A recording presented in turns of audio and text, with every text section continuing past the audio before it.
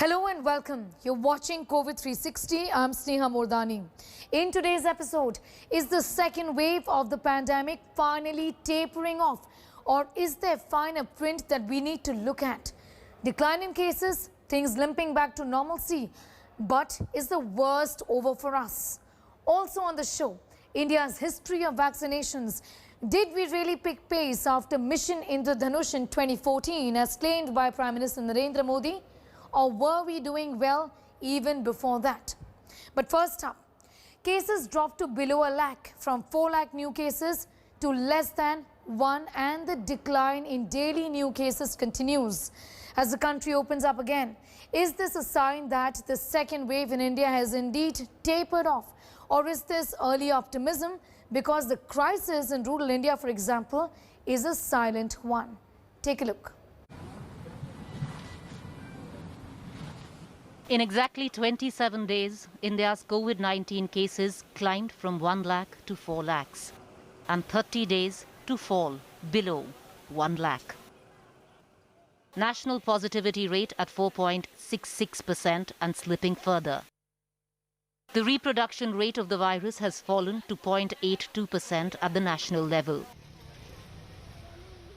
All indications that we are limping back to normalcy. New normal. But this is the time for cautious optimism, says experts. Because at best, this is the beginning of the end of the second wave. Why so? India's R value steady at 0.82%. But Maharashtra, Kerala have seen a rise in COVID infection rates. Uttar Pradesh and Delhi also saw an increase in their R. Although the value is below 1, amongst major cities, Mumbai's R value is now above 1. Then we have rural India. Every second COVID case and death reported in May 2021 was from rural India. Last month, 53% of new cases and 52% of deaths due to coronavirus were from rural districts of India. The number of rural districts that had a case fatality rate above the Indian average stood at 221 at last count, which Tier 3 and Tier 4 cities that are rural and semi-rural in nature witnessed a significant increase in deaths during the second wave as compared to the first wave. The 14-day moving average of the top 20 districts even now reveals a clearly contrarian trend, with rural cases still climbing, while in urban areas it is declining. The percentage of daily new cases from rural areas is still at 52.8%. We cannot certainly say that this is the end of the second wave, but definitely can say that most of the cases in the metros and urban areas have definitely been declined. Some of the rural areas are seeing the surge right now. Because of inadequate testing, we are not able to get the actual quantum of cases in the rural areas. Much attention is needed in rural India, both from the point of view of testing and vaccination, as also healthcare services.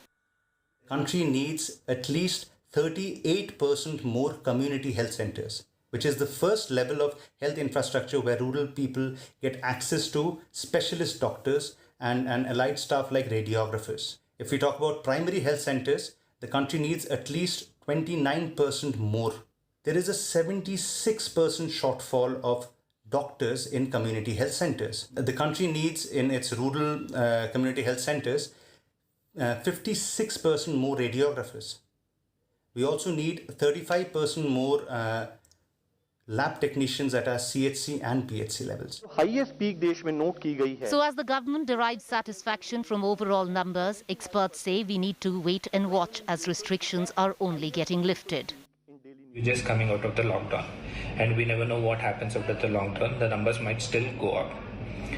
As long as there are susceptible people in the community, the virus keeps infecting, and I'm afraid we still have susceptible people in the community. The possibility of a prolonged course is still there, and in my opinion, it might go up to a month more. Mathematical projections and estimates have indicated that by June end and by July, we may see the end of the second wave. Experts suggest that projections appear to be right. One can estimate the end of the second wave anytime after 20th of June and towards the end of this month. So the tapering of the wave will begin sometime around 20th of June. We need to step up the testing levels in all the rural areas. That's when we would know that for sure that we have contained the second wave.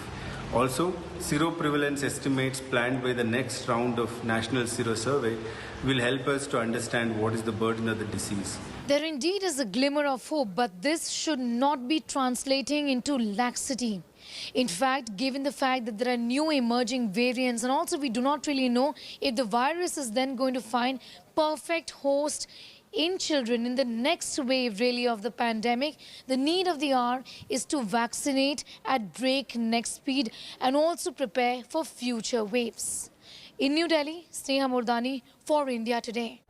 What caused the deadly surge of COVID-19 cases in North India? 2 months after the second wave in parts of North India and the fourth wave in Delhi, a government study done by a consortium of labs to study genome sequencing in India and by the National Center for Disease Control shows that the surge is attributed to the Delta variant or the Indian variant, taking over a majority of states in India. It causes more infection, 50% more than the UK variants. Take a look.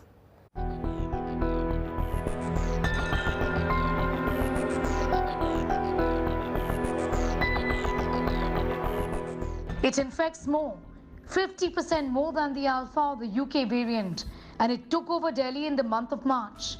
The B.1.617 variant, called the Indian variant, ravaged Delhi city and other parts of North India, leading to a sudden spike in cases and deaths in the month of March, April and May. It indeed was the variant first sequenced in India, which means it was discovered in India in September last year and infamously called the Indian variant. Now rechristened to Delta B.1.617 and its lineage B.1.617.2 is what led to mayhem, say scientists. The study accessed by India Today has been done by a consortium of labs and India's National Center for Disease Control, establishing this well beyond doubt. Here are the highlights. Delhiites had high seropositivity of 56%, which means that 56% of Delhiites had high antibodies against COVID-19. But this did not protect the population. Until February, B.1.1.7 or the UK variant was dominant in northern India. After March, B.1.617 took over. The March outbreak was because of B.1.617 and its lineages. This has higher transmissibility but does not increase severity of the infection. So in spite of higher transmissibility, the variant was not actually causing more deaths. The increase in deaths can be attributed to a stretched healthcare system, the report says. It also says that most states like Delhi, Andhra Pradesh, Gujarat, Maharashtra, Odisha and Telangana are seeing more cases of this variant, which means more infections. By and large, it is either already the most dominant in state by state or it is rising. Given its advantage over the other variants in terms of being able to replace them because of high transmissibility, it will be a relatively safe guess to say that in time to come, this will be the dominant strain wherever it is not already. The study also shows that fully vaccinated breakthroughs are because of this variant. The country has seen several cases of infections after vaccinations, all caused by this variant. It is infecting even those who have got 2 doses of the vaccine. All variants, such as the B.1.351 from South Africa, B.1.1.7 from UK, and B.1.6.1.7.2 from India, all of these variants are known to escape or have some ability to bypass antibodies to past infection or vaccination. Vaccination would offer better protection compared to any of the variants infecting and the herd immunity induced by them. Go forward in understanding the total protection offered by vaccination as the only reliable goal as we move forward. Importantly, this study seems to be suggesting that prior infections are offering just no protection against this new variant, as has been in the case in the national capital. So if you've had COVID-19 in the past, there is a possibility of reinfection from this new variant. Also, partial vaccination is certainly not the solution to this. Experts are saying that there needs to be a global and a comprehensive response for the containment of infection being caused by this dominant variant. In New Delhi, Sneha Mordani for India Today. Evidence world over is pointing towards China's Wuhan lab as the place where the virus originated. SARS-CoV-2 ravaged the world in the last 1.5 years. But the World Health Organization insists this is politics and not science. The world body has also expressed its helplessness in compelling China to facilitate further investigation. Is this the place where the coronavirus originated and leaked into the world? Evidence has been growing each week to suggest that this lab in Wuhan is where the dreaded SARS-CoV-2 emerged from, a secret China is doing everything it can to block from global confirmation. But the World Health Organization, already under steady criticism for pandering to China through the pandemic, has an interjection that the international fingers point at China don't count as scientific evidence. We would, though, like for everyone out there to separate, if they can, the politics of this issue from the science. This whole process is being poisoned by politics. The World Health Organization has said while further investigations are needed, it can't compel China to open itself up to a global probe. A stunning claim amidst a pandemic that has already taken 4 million lives and devastated every single country on earth. WHO doesn't have the power to compel anyone in this regard or in other regards. And in that sense, WHO does not have the power to investigate or enter countries without the express permission and cooperation of that country. It is true that ever since it was founded in 1948, the WHO has been subjected to laws of sovereign states who can choose to admit their officials or exclude them. But can this legacy policy stand in the face of global devastation, China's hugely suspicious lack of transparency? Above all, if China has nothing to hide, why not allow a full investigation is the biggest question. But even with millions of deaths and uninterrupted global suffering, it's power politics that's at play. China is behind the UK and the US, but still a major financial contributor to the World Health Organization.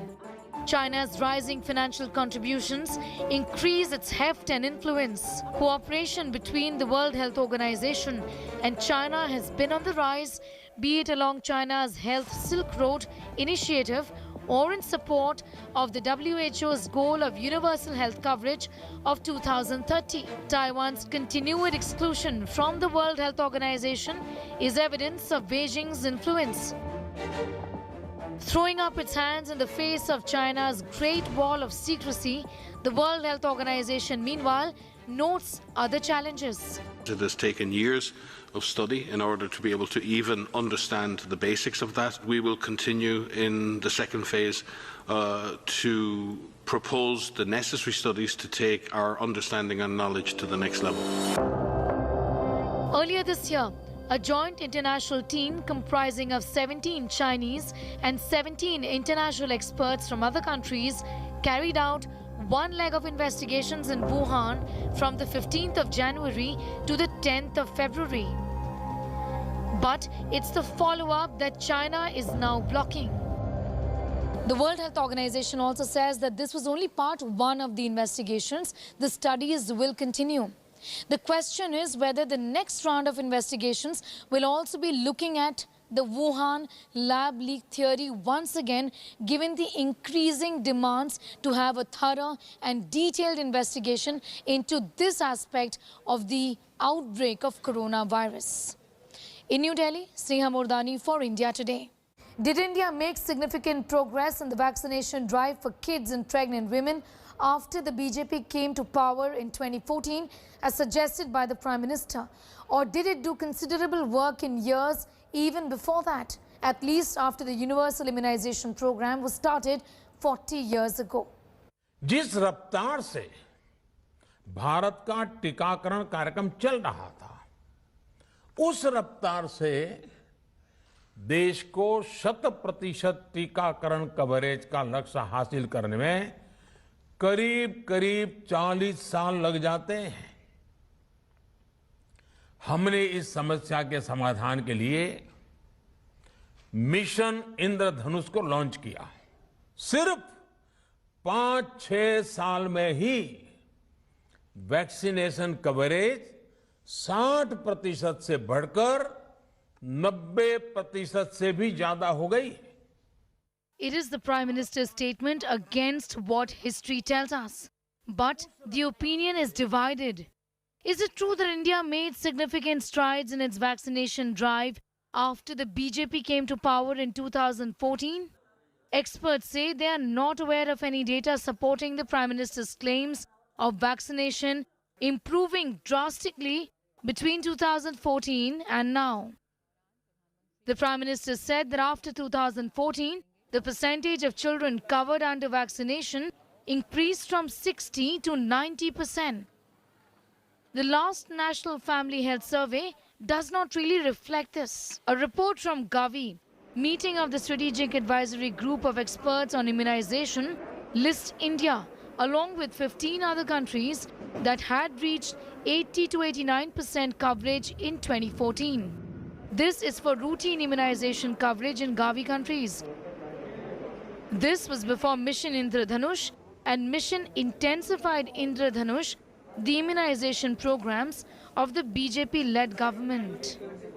Significant strides were made even before the BJP came to power in 2014, say experts.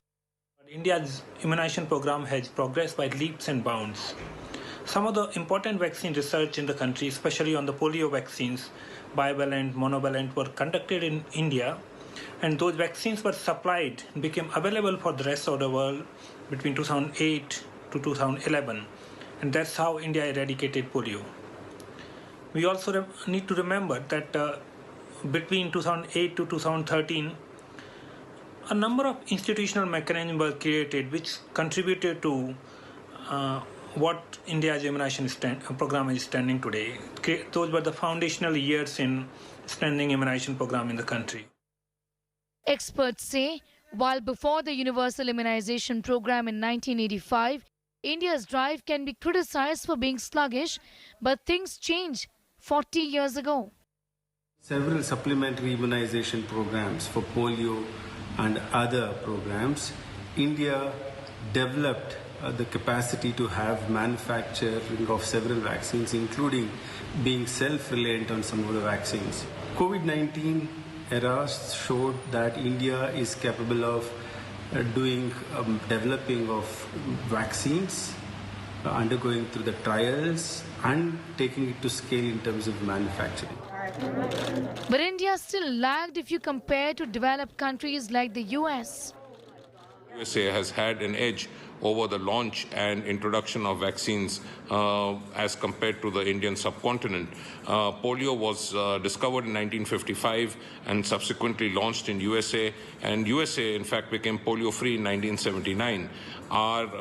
And few years after that it was launched in India, but it was introduced in UIP, which is Universal Immunization Program, only in 1985, and the Pulse Polio eradication program started in 2nd of October 1994.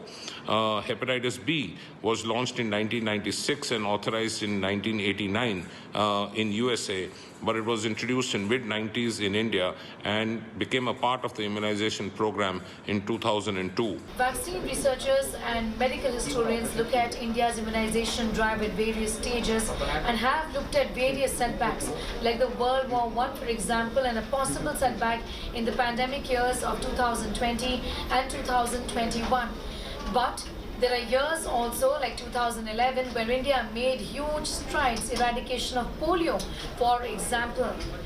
Whatever is the take on the Prime Minister's statement, the consensus now really is that the focus should be on 100% immunization for every single Indian against COVID-19.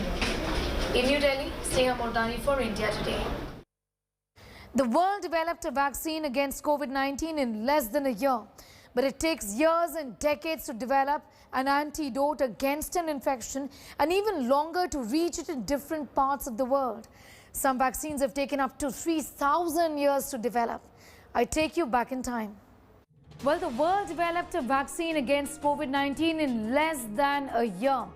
But it takes years and decades to develop an antidote against an infection and even longer to reach it in different parts of the world. How long did it take the world to develop vaccines against the most common infections as we know them today? Some of them have been eradicated completely. Let's get you details. First evidence of smallpox was in 1500 BC. The vaccine was developed in AD 1796, 3,296 years to develop a vaccine against smallpox. In India, we got the first doses in the year 1802. The first evidence of polio was in 1400 BC. Well, the vaccine against polio was developed in the year 1948. 3,348 years to develop a vaccine against polio. In India, we got the vaccine in the year 1994. The first evidence of cholera was in 460 BC. In the year 1885, the first vaccine was made. 2,345 years to develop a vaccine against cholera. In the year 1892, Waldemar Haffkine developed an effective vaccine with less severe side effects, later testing it on more than 40,000 people in Calcutta from 1893 to 1896. His vaccine was accepted by the medical community and is credited as the first effective human cholera vaccine. Here's something you must know. The Haffkine Institute in Maharashtra that is going to be manufacturing Covaxin is named after the renowned bacteriologist who developed the vaccine for cholera. The first evidence of measles was in the year 500 AD. In the year 1971, 1,471 years later, a vaccine was developed. In India, it reached districts in far-flung parts of the country by the year 1990. The first evidence of rubella was in the year 1619.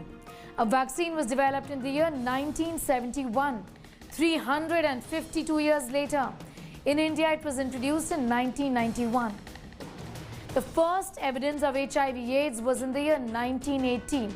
In 1995, the first life-saving drugs against this was developed.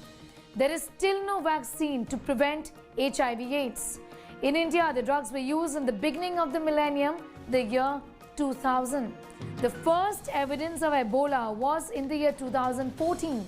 The vaccine against it was developed in the year 2019, 5 years later. The first evidence of the novel coronavirus was in the year 2019 in the month of December. The first vaccine was developed in 4 months in March 2020. India used the first vaccine in January 2021. From March to January, in these months, all companies that were working to develop a vaccine against COVID-19 were in fact looking at the data, so this process took a while. But in India, the first doses were given out in the month of January earlier this year. Well, that's it in this edition of COVID 360. Until next time, stay safe, be well. Thanks for watching.